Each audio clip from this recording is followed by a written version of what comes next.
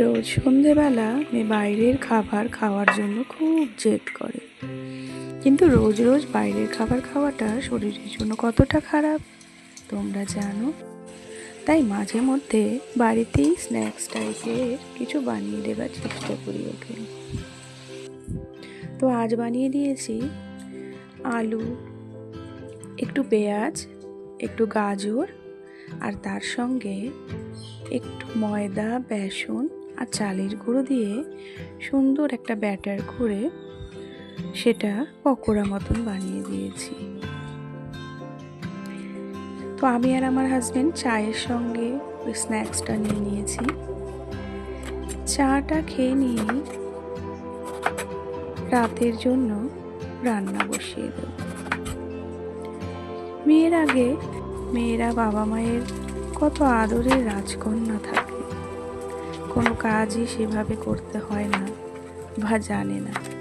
সেই মেয়েই বিয়ের পর সমস্ত দায়িত্ব পুঙ্খানুপুঙ্খানুভাবে শিখে যায়।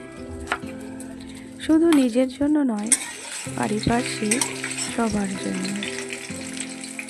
সময়ের সাথে সাথে মেয়েটি সংসারের সমস্ত দায়িত্ব কর্তব্য পালন করতে শিখে যায় খুব সুন্দরভাবে। ছোটবেলা ছুরি চাকুতে হাত কেটে যেতে পারে বলে কখনো মা সবজি কাটতে বলতো না, অথচ সেই মেয়ে বিয়ের পর কত সুন্দরভাবে শিখে যায় কোন সবজি কিভাবে কাটলে রান্নার সাথে মানানসই হবে। শাশুড়ি বলে, আগে দেখুন তারি, তারপর গুণ বিচারি। অর্থাৎ সবজিটা সুন্দরভাবে কাটা না হলে নাকি তরকারি খেতে স্বাদ হয় না।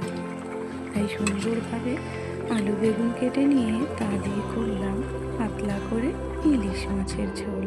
করা হয়ে গেছে তোমার? বড়